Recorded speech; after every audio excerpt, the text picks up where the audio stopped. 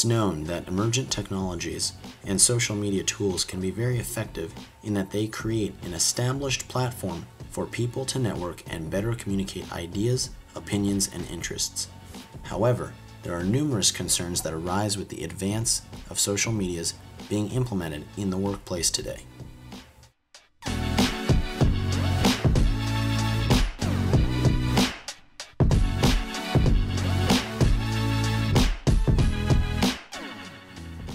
The concerns that we chose to focus on are: 1.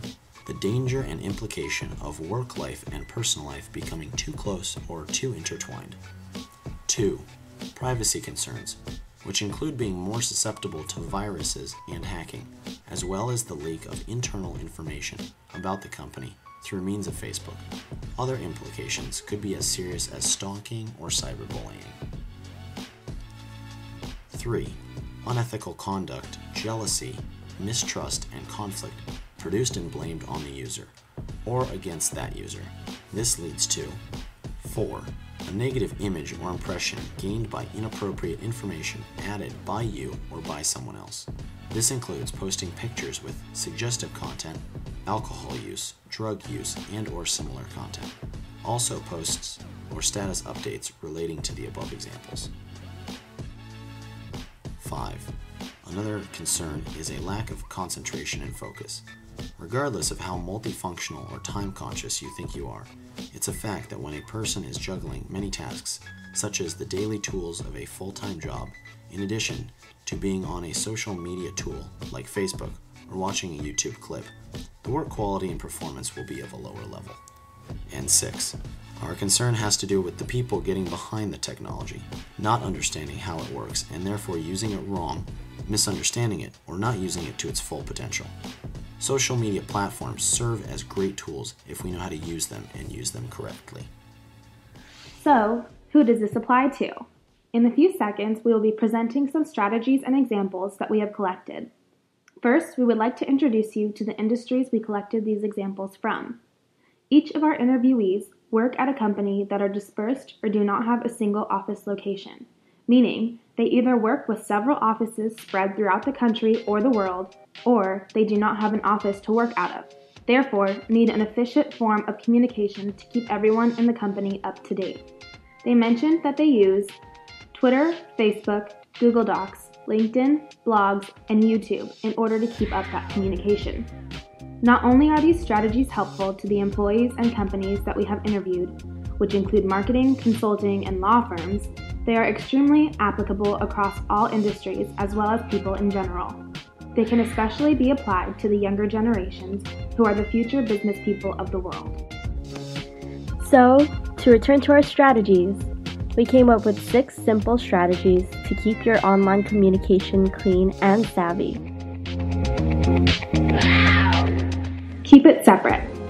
Keep it separate by having multiple accounts to ensure that there is no mix-up between professional and personal interactions.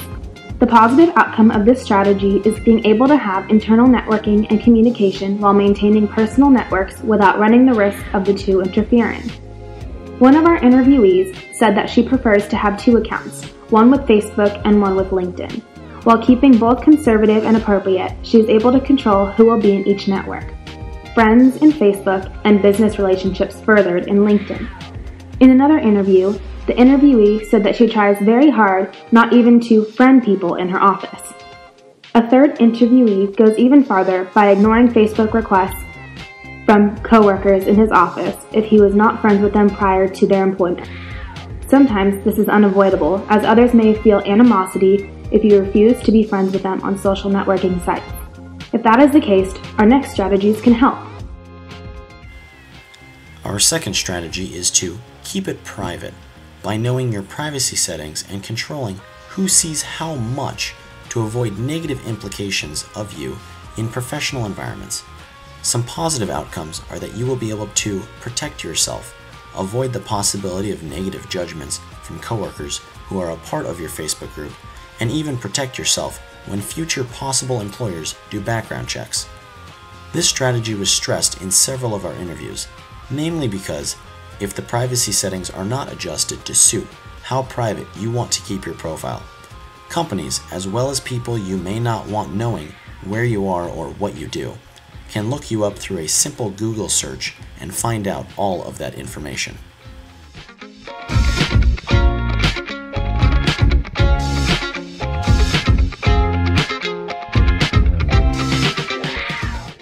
One strategy that has to deal with your safety as well as others' safety is to keep it professional in your online conduct.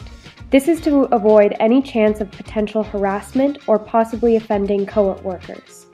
This can occur with virtual stalking, cyberbullying, harsh or rude comments, or crude humor that is taken wrongly. Two of our interviewees emphasized not to mix business with pleasure via online platforms, as relationships could go wrong or be misinterpreted, which is not good for your company, your career, and your own image. A positive outcome is that this will avoid any potential lawsuits or uncomfortable relationships with coworkers. To ensure that even if the other strategies fail, our fourth strategy will help. Keep it clean by monitoring what you post as well as what others post about you. Positive outcomes include that your image will not be tarnished or construed as negative. This will guard against bad impressions being made or false views of you being carried out by others. Some interviewees stressed to not put up any pictures that will promote a negative message, especially if they are associated with the company you work for.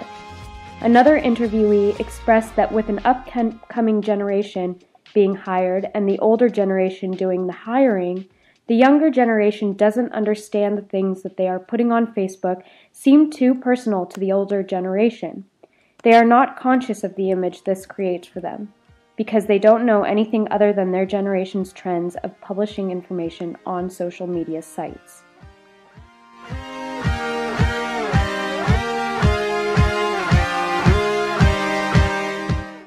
Another strategy to use while dealing with social media is to keep it focused by monitoring the time you spend on social media sites.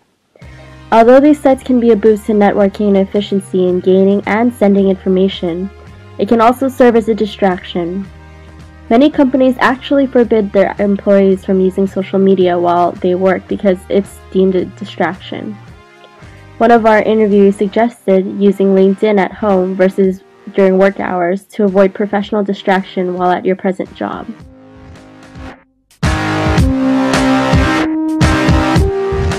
Our last strategy is to keep it up by promoting social networking to coworkers to further the marketability of one's company. The positive outcome is that this will allow for internal and external networking and promotions for one's own personal expertise as well as the company's. As it was mentioned before, the traditionalist and baby boomer generations are not as savvy or comfortable with the new technology, as it is the younger generation's responsibility to be conscious and respectful. It would also assist the older generation if they would try and understand what these social media platforms can do for themselves and their overall networking.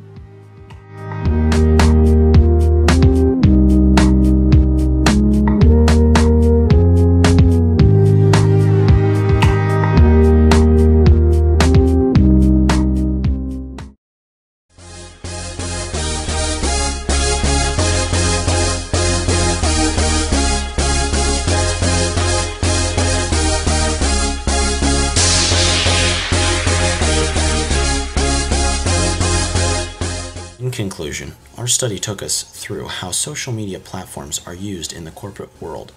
As with everything, there is an appropriate and efficient way to use these social media platforms to further your professional career and social life while not harming either one.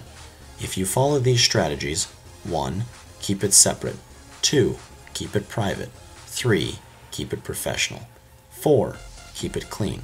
5. Keep it focused. And 6. Keep it up. You will be able to take advantage of the networking opportunities for your professional and personal life. Thank you for listening.